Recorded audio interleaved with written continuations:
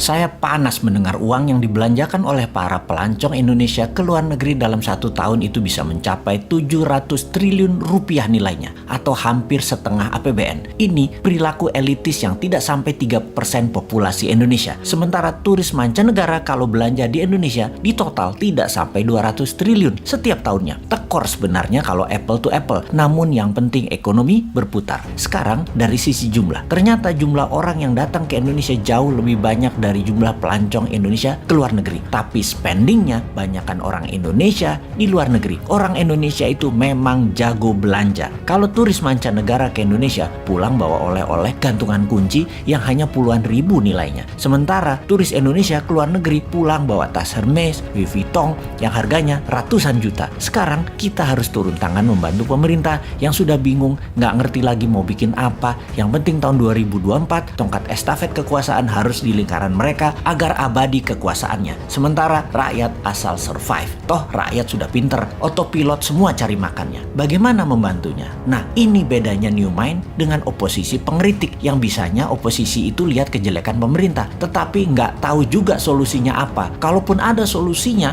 hanya normatif. Kita lompat sebentar keluar topik, nanti balik lagi memutar ekonomi wisata agar tidak keluar negeri. Saat ini di media-media juga orang-orang di tempat tongkrongan membicarakan 2024 siapa presiden dan wapresnya Indonesia. Maka banyak nama digadang-gadang. Nama-nama itu modalnya gampang. Bayar aja lembaga survei untuk memasukkan nama mereka, walaupun mereka hanya 1 di antara 10 orang. Pokoknya masuk aja nama mereka dulu. Lalu mulai dibangun citra mereka masing-masing. Yang hebatnya, siapapun mereka itu, tanya satu hal. Konsep bernegaranya apa ketika nanti mereka memimpin negara? Maka jawaban mereka pasti normatif, pasti umum-umum saja, seperti stop import, stop hutang, pro UKM, dan lain sebagainya. Dan faktanya nanti ketika menjabat, semuanya tidak bisa dijalankan karena tidak tahu bagaimana caranya. Mereka semua itu hanya manuver politik dan di otaknya hanya bagaimana menjadi populer dan bagaimana menang mendapatkan kursi di 2024. Mek ngono tok. Hebatnya adalah narasinya bisa membuat rakyat percaya. Oh ya, ini bukan promosi Bosman yang ternyata sudah lengkap cara dan strategi bernegaranya. Bukan loh ya. Bosman bukan mau jadi presiden. Bosman mau jadi lord. Wes, jelas yo.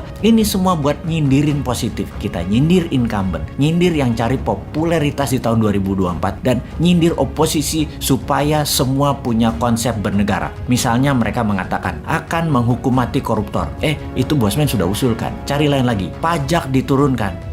Bosman juga sudah duluan sejak 3 tahun yang lalu ngomong itu. Tutup selat di Indonesia. Wah, itu mah program Bosman. Bunga bank 0%. Itu juga Bosman yang punya program. Mati nggak lo para kandidat presiden semua konsepnya Bosman sudah duluan sebut beserta caranya. Mati gaya aja lo. Ya mending jadiin Bosman lord. Mulai paham nakalnya si Sontoloyo ini. Jadi cara mereka paling top ya paling masuk gorong-gorong, masuk ke podcast populer, sebanyak mungkin diliput media kegiatannya. Tapi ya garing. Viewer di sosmed mereka paling hanya ribuan. Tidak mungkin sampai puluhan bahkan ratusan atau jutaan viewer. Kalau mau jutaan ya ke Deddy Corbuzier paling. Oke, kita kembali ke topik bagaimana membuat 700 triliun itu ada di Indonesia aja. Sebagai acuan, cerita Dior dan Vuitton, jadi wisata itu kekuatannya bukan ekowisatanya alias lokasinya yang kuat, tetapi harus ada kekuatan penunjang seperti kuliner, event atau peristiwa, tradisi, budaya, keramahan sarana toilet, kesehatan dan pelayanan yang prima. Tentunya produk kelas dunia berharga mahal karena langka dan unik. Sungguh, event, tradisi, budaya dan experience pengalaman adalah yang paling powerful membuat turis kembali. Bagaimana kalau kita buat semuanya? Kita buat event, tradisi, budaya, kuliner, produk UMKM, kelas dunia di seluruh Indonesia plus gamifikasi yang berhadiah miliaran. Traveling di Indonesia, misalnya ke Jogja, ke Toba, modalnya per orang katakanlah 3 hari 1 juta rupiah. Ternyata bisa mendapat hadiah ratusan juta. Kalaupun nggak menang, nggak dapat hadiah gamifikasi, tetap dapat menikmati pengalaman pesona Indonesia. Untuk hal ini, kita luncurkan segera produknya. Tenang, New Mind selalu ada solusinya.